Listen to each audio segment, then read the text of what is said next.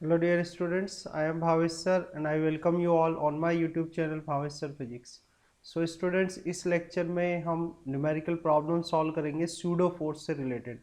Okay, सो pseudo force से related जो ये क्वेश्चंस हैं ये जनरली आपके क्लास 11 फिजिक्स का जो चैप्टर पढ़ाया जाता है न्यूटन्स लॉज ऑफ मोशन, उसके अंदर ये कॉन्सेप्ट आता है सूडो फोर्स का. ओके, सो ये जो न्यूमेरिकल प्रॉब्लम्स हैं इसमें हम स्टार्ट करेंगे कुछ सिंपल प्रॉब्लम से और धीरे धीरे हम प्रोसीड करेंगे डिफ़िकल्ट क्वेश्चंस तक. तो ये जो न्यूमेरिकल प्रॉब्लम्स है काफ़ी इंपॉर्टेंट है आपके लिए, जो अगर आप जेई की प्रिपरेशन कर रहे हैं, नीट की प्रिपेयर कर रहे हैं, कुछ भी कंपटीशन एग्ज़ाम के लिए अगर आप प्रिपरेशन कर रहे हैं तो काफ़ी इंपॉर्टेंट है ये topic. Okay, so again I welcome you on my YouTube channel Bhavesh sir physics and let's start solving these questions.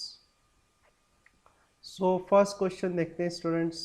यहाँ पर हम तो फर्स्ट क्वेश्चन दिया हुआ है, a simple pendulum is hung from ceiling of a bus as shown in figure, find the angle made by string with vertical if bus retards towards right at a meter per second square.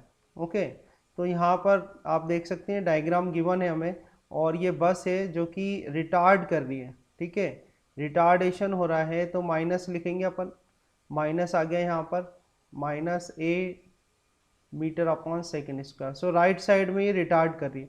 अब pseudo force का concept क्या है? तो pseudo force का concept कब आता है? जब अपना जो फ्रेम ऑफ रेफरेंस है वो क्या हो, नॉन इनर्शियल. जब अपना फ्रेम ऑफ रेफरेंस क्या हो, non inertial frame of reference हो. अब कैसे पता लगाओगे भाई non inertial frame of reference क्या होता है? तो non inertial frame of reference होता है जिसके अंदर की एक्सेलरेशन जीरो ना हो, जिसमें कि एक्सेलरेशन जीरो ना हो. या अपन ये भी कह सकते हैं कि non inertial frame of reference वो होता है जो न्यूटन्स फर्स्ट लॉ को फॉलो नहीं करता. न्यूटन्स फर्स्ट लॉ क्या कहता है? न्यूटन फर्स्ट लॉ के अकॉर्डिंग जो है, if a body is in rest then it remains in rest and if a body is in a uniform motion then it remains in uniform motion until and unless any external force is act on it. ठीक है, तो ये होता है Newton first law, है ना. तो आपको अच्छे से ध्यान रखना है कि इनर्शियल फ्रेम ऑफ रेफरेंस क्या होते हैं जिसमें कि एक्सेलरेशन जीरो होता है. एक्सेलरेशन जीरो होने का क्या मतलब है कि वो फर्स्ट लॉ को फॉलो करता है. ठीक है, और non inertial frame of reference क्या होता है जिसमें कि एक्सेलरेशन जीरो नहीं होता. तो ये जो हमारी बस है ये क्या है, एक non inertial frame of reference है.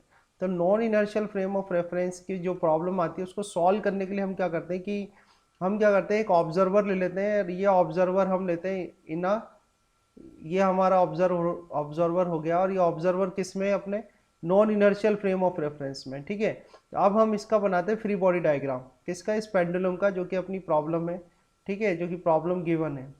तो आप देखें किस किस तरह से आप सॉल्व करोगे. तो कुछ इस तरह से है ये.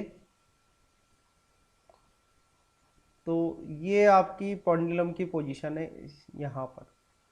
तो आपको ये ध्यान रखना है कि जब भी आप non inertial frame of reference है और जो प्रॉब्लम है उसको इस तरह से ट्रीट करना चाहते हैं, इनर्शियल फ्रेम ऑफ रेफरेंस में जैसे आप सॉल्व करते हैं उस तरह से आप ट्रीट करना चाहते हैं, तो क्या होगा कि जिस साइड आपका non inertial frame of reference accelerate कर रहा है उसका अपोजिट आपको सूडो फोर्स लगाना है. ठीक है, अब जैसे यहाँ पर तो ऑलरेडी ये माइनस का ए ही लिखा हुआ है. ठीक है, तो यहाँ पर सूडो फोर्स अगर मैं लगाऊं इस बॉल पर तो सूडो फोर्स कैसे लगेगा, ये डायरेक्शन में आपको सूडो फोर्स लगेगा. और सूडो फोर्स की वैल्यू क्या होगी, मास इनटू एक्सेलरेशन. अब ये ध्यान रखना, मास तो किसका आ गया, इस बॉल का आ गया, और एक्सेलरेशन किसका आ गया, एक्सेलरेशन वो आएगा जिससे कि आपका non inertial frame of reference चल रहा है. ठीक है, या एक्सेलरेट हो रहा है. तो ये जो हमने एम ए लिखा है यहाँ पर, ये एम ए कहाँ से आया आपके पास, ये एम ए आया आपके पास as a pseudo force. This is a pseudo force. This M A I include as a pseudo force because of this non inertial frame of reference. ठीक है, आगे आपको ध्यान रखना है कि अब बहुत इजी है, जैसे आप प्रॉब्लम सॉल्व करते हैं बिल्कुल वैसे ही करें. जैसे कि ये जो बॉल है आपकी, ठीक है, ये पेंडुलम जो है, पेंडुलम की जो बॉल है, यहाँ पर अगर आप ऑब्जर्वर हमने non inertial frame of reference के अंदर है तो उसके लिए ये कैसी है, स्टैटिक है. तो स्टैटिक की कंडीशन में एक तो इसका नीचे की तरफ वेट लगेगा, तो वेट कितना हो गया, एम जी.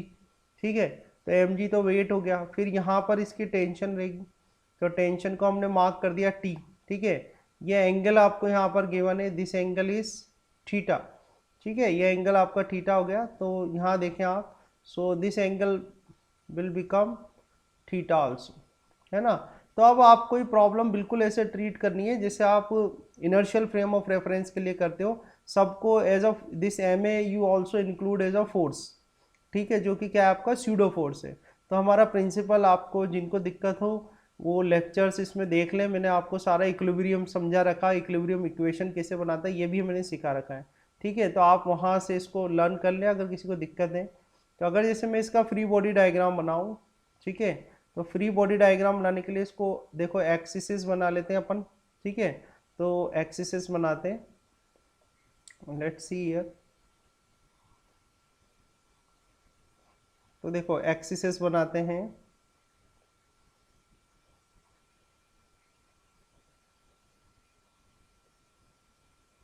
ये हो गई आपकी, ठीक है। अब टेंशन आपका एक्ट कर रहा है इस डायरेक्शन में, तो ये टेंशन हो गया टी, टी टेंशन हो गया, ये एंगल आपका थीटा हो गया, ठीक है।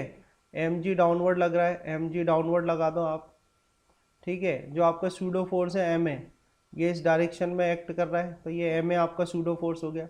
अब मैंने आपको सिखा रखा है कि जो जो भी फोर्स प्रिंसिपल एक्सिस में ना हो उसको आप रिजॉल्व कर लो। तो जैसे ये टी है तो इसको अपन रिजॉल्व कर लेते हैं।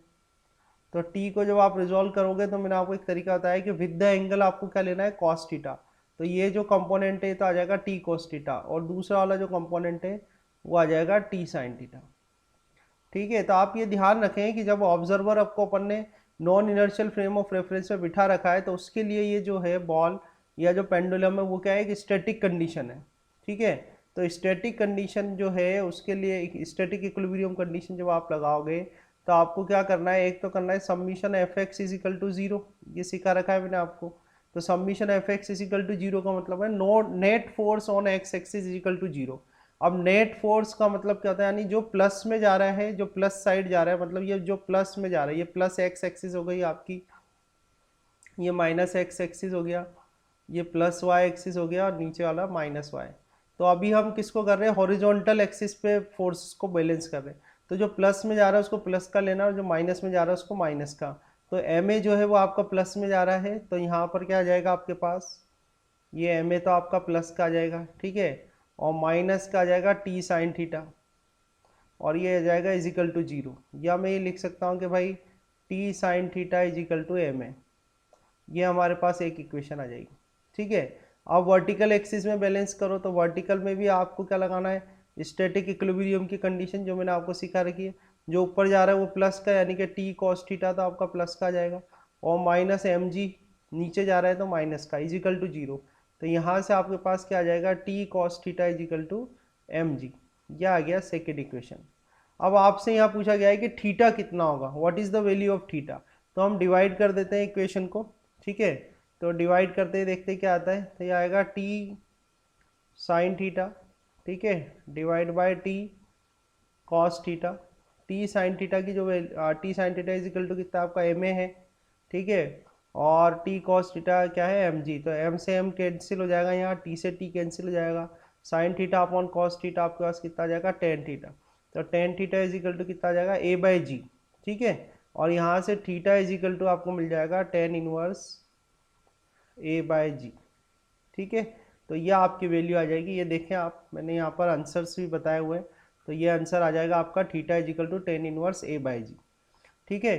तो सूडो फोर्स कब आता है, सूडो फोर्स आता है जब non inertial frame of reference हो, ठीक है। और non inertial frame of reference क्या होता है, वो होता है जो कि एक्सेलरेट कर रहा हो या जो न्यूटन्स फर्स्ट लॉ को फॉलो नहीं करता। तो उस केस में क्या करना है, आपको ऑब्जर्वर को लेके जाना है, कहाँ पर, ऑब्जर्वर को आप यहाँ लेके जाओ, ठीक है, non inertial frame of reference में।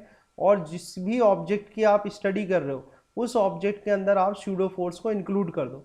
जैसे ही आप उसमें सूडो फोर्स को इंक्लूड कर दोगे then you just solve the equation, solve the problem as you solve before. जैसे आपने पहले सॉल्व करी है बिल्कुल उसी तरीके से सॉल्व करो। जैसे कि ऑब्जर्वर यहाँ था तो उसके लिए अब ये स्टैटिक की कंडीशन हो गई, और स्टैटिक के अकॉर्डिंग आप सॉल्व कर सकते हो। तो इस तरह से आपका आंसर कितना आ गया, theta is equal to tan inverse a by जी।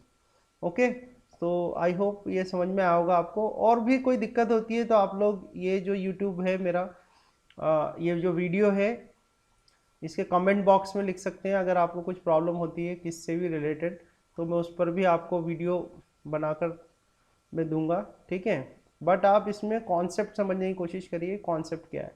जैसे नेक्स्ट क्वेश्चन लेते हैं, यहाँ पर दिया हुआ है at what acceleration should the wedge move so that the block does not slip over it. तो आप देखें कि जो है वेज को अपन को मूव करना है इस तरह से कि ये इस पर स्लाइड ना करें, ये जो है आपका ब्लॉक जो है ये इस पर स्लाइड ना करे। तो स्लाइड ना करेगा मतलब ये अभी स्टेशनरी है यहाँ पर, ठीक है। तो जैसे सॉल्व करते हैं हम इसको, क्वेश्चन को देखें इसको।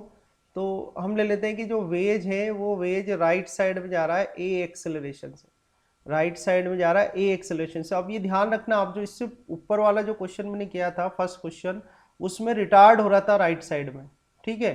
तो मैंने सूडो फोर्स भी राइट साइड ही लिया था। अब यहाँ पर ये एक्सेलरेट हो रहा है, तो एक्सेलरेट हो रहा है तो इस पर जो सूडो फोर्स आएगा, यहाँ पर जो सूडो फोर्स आएगा इस वाले ब्लॉक पर, सूडो फोर्स हमेशा अपोजिट होता है, अपोजिट टू दिस एक्सेलरेशन जिसमें नॉन इनर्शियल फ्रेम जा रहा है। तो आपका non inertial frame right side जा रहा है, तो इस पर जो सूडो फोर्स लगेगा वो कैसा लगेगा, लेफ्ट साइड। तो सूडो फोर्स आ गया एम है, ठीक है। फिर आपको क्या करना है, अपना ऑब्जर्वर इसको अंदर बिठा देना है। तो ये आपका ऑब्जर्वर आ गया इसके अंदर, ये ऑब्जर्वर आ गया किसके अंदर आ गया, जो आपका non inertial frame of reference है। Non inertial frame of reference क्या है, इसमें वेज है, ठीक है। तो ये एम ए लगा दिया। अब जैसे ही आपने इस पर सूडो फोर्स लगाया, अब ये एक सिंपल प्रॉब्लम बन गई। सिंपल प्रॉब्लम क्या बन गई, देखो ये स्लाइड तो कर नहीं रहा, ये स्लाइड नहीं कर रखा क्योंकि आपने वेज को इस तरह से एक्सेलरेट करा है कि ये ब्लॉक इस पर स्लाइड ना करे, ठीक है। तो अभी जो ये ऑब्जर्वर है अपना जो कि नॉन इनर्शियल फ्रेम में है, इसके लिए क्या है, रेस्ट में है। तो रेस्ट में है तो चलो इसको एनालाइज करते हैं अपन। तो एनालाइज करते हैं इसकी एक्सिस, पहले मैं कुछ एक्सिस बना देता हूँ इसकी। जैसे आपने एक एक्सिस तो ये बना दी, ठीक है, और एक एक्सिस ये बनाई विद द प्लेन, ठीक है। अब जो mg होगा, mg कैसा लगेगा, जो इसका वेट होगा, इसका ये जो ब्लॉक है इसका वेट कैसा लगेगा, वर्टिकली डाउनवर्ड। तो वर्टिकली डाउनवर्ड आप बनाओ इसमें, ये वर्टिकली डाउनवर्ड आपने इसका वेट बना दिया mg। नॉर्मल रिएक्शन कैसी होगी, नॉर्मल रिएक्शन आप जानते हैं सरफेस से 90 डिग्री पर होनी चाहिए। जो कॉन्टेक्टिंग सरफेस है तो कॉन्टेक्टिंग सरफेस से 90 डिग्री पर ये आपने नॉर्मल रिएक्शन बना दी, ये नॉर्मल रिएक्शन हो गई, ठीक है। अब हमें क्या करना है, जो इनको बैलेंस करना है फोर्सेस को। तो कैसे बैलेंस करोगे, देखो ये एंगल थीटा है, this angle is theta, so this angle is also theta. ये एंगल भी कितना होगा आपका, थीटा होगा ये वाला, ठीक है। ये एंगल थीटा है, this angle is also theta, and this angle ये वाला एंगल भी आपको कितना आएगा, थीटा आएगा, ठीक है। तो अब हम इसको रिजॉल्व करते हैं, ठीक है। तो रिजॉल्व देखो, रिजॉल्व कैसे किया जाएगा, जैसे एम जी है, एम जी विद द, मैंने आपको क्या बताया, जिस एक्सिस से एंगल चिपका हुआ है वहां पर जो कंपोनेंट आएगा वो किस में आता है, कॉस थीटा में आता है। तो ये वाला कंपोनेंट तो क्या आ जाएगा आपका, एम जी कॉस थीटा, ठीक है। ऐसे ये एम ए है, तो एम ए का इस एक्सिस पर यहाँ पर इस डायरेक्शन में जो आएगा कंपोनेंट वो क्या आएगा, एम ए कॉस थीटा, ये एम ए कॉस थीटा आ जाएगा। और देन इसका अनदर कंपोनेंट क्या आएगा यहाँ पर, ये आएगा आपका एम ए साइन थीटा, ठीक है। इसी तरह से यहाँ देखो आप, ये एम जी का विद द एंगल तो कॉस थीटा आ गया, और दूसरा जो आएगा इसका नेक्स्ट जो कंपोनेंट आएगा वो क्या आ जाएगा इसका, एम जी साइन थीटा, ठीक है। तो इस तरह से आपने कंपोनेंट्स कर लिए हैं, ठीक है। तो अगर मैं ये कहूँ कि भाई मैं इस तरह से ले रहा हूँ कि ये जो डाउनवर्ड आ रहा है विद द प्लेन, ये वाली एक्सिस को तो मैं ले लेता हूँ प्लस एक्स, और क्या ना दूसरी जो साइड होगी इसकी क्या आ जाएगी, माइनस एक्स, इसको ले लेते हैं प्लस वाई, और इसको ले लेते हैं माइनस वाई, ठीक है।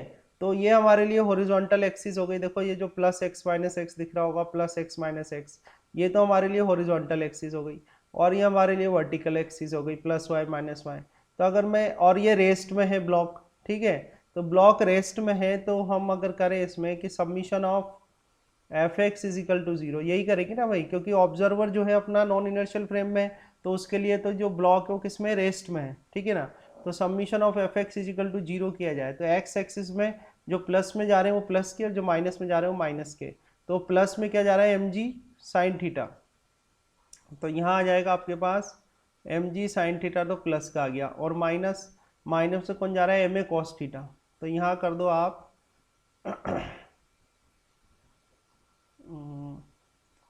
इसको लिख देते हैं अपन माइनस में,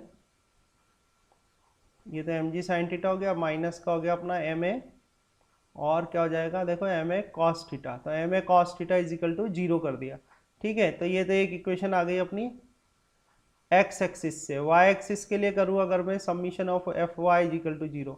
एफ वाई में देखो जो प्लस में जा रहा है प्लस का कर दो, तो प्लस में तो आर जा रहा है तो आर प्लस का जाएगा, और माइनस क्या आ रहा है आपके पास, m g cos theta, m g cos theta minus m a sine theta is equal to 0। ठीक है, हमसे क्या पूछा है, एट व्हाट एक्सेलरेशन, था एक्सेलरेशन निकाल लिया हमको। तो ये अपनी सेकंड इक्वेशन आ गई। एक्सेलरेशन मतलब ए निकालना है आपको।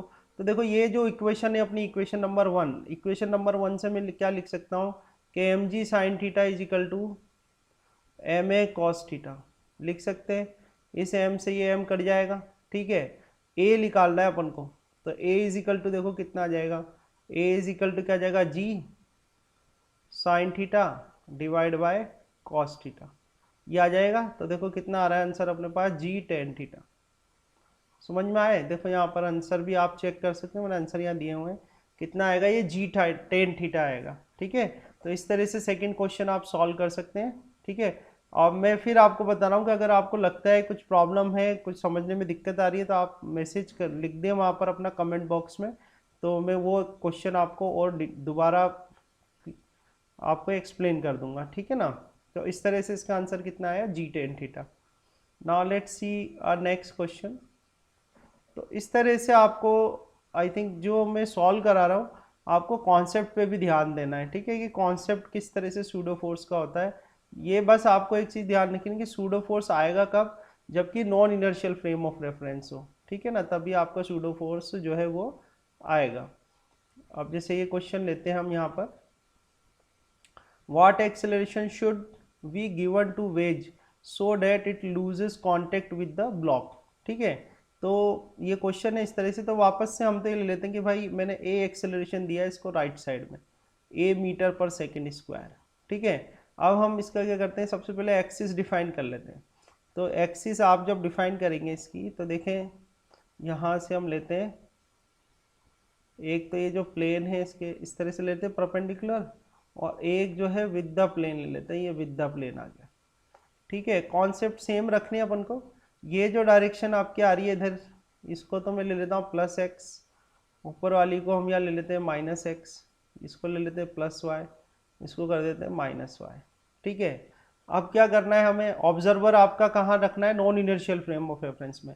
तो सबसे फर्स्ट थिंग फर्स्ट क्या करनी है आपको, कि non inertial frame of reference है जो ए एक्सेलरेशन से चल रहा है आपका वेज, तो ये इसकी वजह से सबसे पहले आपको सूडो फोर्स लगाना है। तो सूडो फोर्स लगा दो सबसे पहले आप, तो ये सूडो फोर्स लगा आपका। ठीक है, ये सूडो फोर्स आ गया, ये सूडो फोर्स आ गया आपका एम ए। अब क्या करना है, आप बिल्कुल जैसे ही आपने सूडो फोर्स लगाया, अब जैसे आप ट्रीट करते हो क्वेश्चन को इनर्शियल फ्रेम ऑफ रेफरेंस में, उसी तरह से ट्रीट करो। आपका ऑब्जर्वर कहाँ आ गया, ये आ गया आपका observer, non inertial frame of reference में आ गया। ठीक है, तो एम जी लगेगा नीचे, तो एम जी लगा दो, तो ये एम जी आ गया।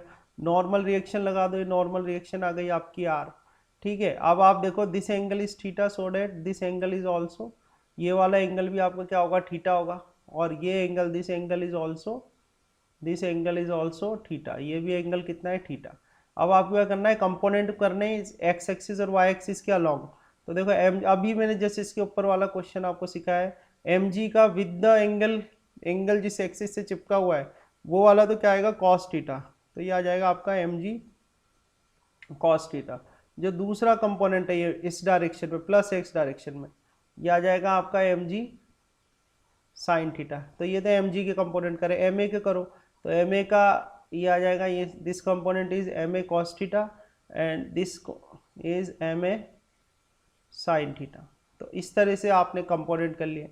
अब कंपोनेंट करने के लिए, कंपोनेंट करने के बाद जो आपका ब्लॉक है, अभी हम ये लेके चलते हैं कि भाई ब्लॉक स्टेशनरी है इस पे, तो ब्लॉक स्टेशनरी तो एफ एक्स यानी एक्स में एल्जेब्रिक सम कर लो सारी फोर्सेस का। तो एक्स में जो प्लस में जा रहा है प्लस का ले लो, तो प्लस में क्या जा रहा है आपका यहाँ पर एम जी साइन थीटा। ठीक है, minus m a cos theta is equal to 0। तो यहाँ से आप देखेंगे तो आपके पास आ जाएगा m g sine theta minus m a cos theta is equal to 0। इसको तो मैं एक नंबर इक्वेशन कर देता हूँ, ठीक है। अब y के लिए करते हैं कि summation of y is equal to 0। तो summation of y is equal to 0 जब हम करेंगे तो आप ध्यान से देखें समीशन ऑफ y के लिए, तो y में जो प्लस में जा रहे हैं वो क्या हो गया, आपका r हो गया, ठीक है। तो यहाँ पर तो आपका यह r हो जाएगा।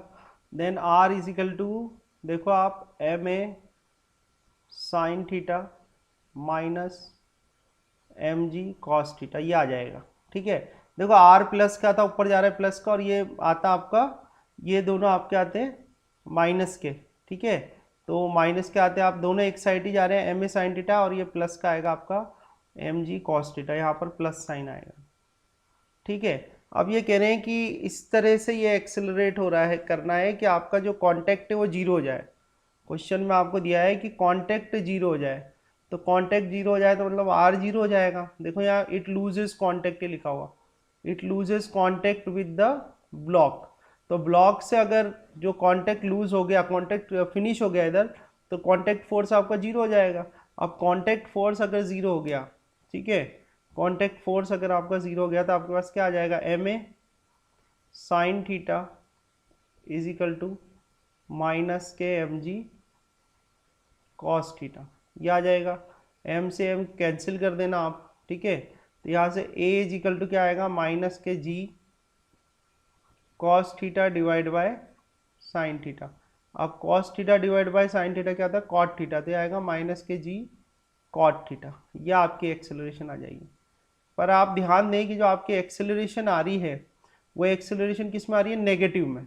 तो नेगेटिव का एक्सेलरेशन में आने का ये मतलब है कि जो आपने अज्यूम करी थी डायरेक्शन एक्सेलरेशन की, ये वाली डायरेक्शन, जो आपने एक्सेलरेशन की डायरेक्शन अज्यूम करी थी वो उससे अपोजिट डायरेक्शन है, ठीक है। तो अपनी जो डायरेक्शन ए हमने कौन से ली थी, राइट साइड, तो राइट साइड पे ए एक्सेलरेशन से अपन को एक्सेलरेशन कहाँ देनी पड़ेगी, लेफ्ट साइड में, ठीक है। तभी ये जो कंडीशन कह रहे हैं कि it loses contact with the block, वो सेटिस्फाई होगी, ठीक है। तो इस तरह से अपना आंसर आ जाएगा a is equal to g cot theta, ठीक है। समझ में आ रही है बात। तो इस तरह से आपको सॉल्व करना है ना। नेक्स्ट क्वेश्चन देखते हैं हम,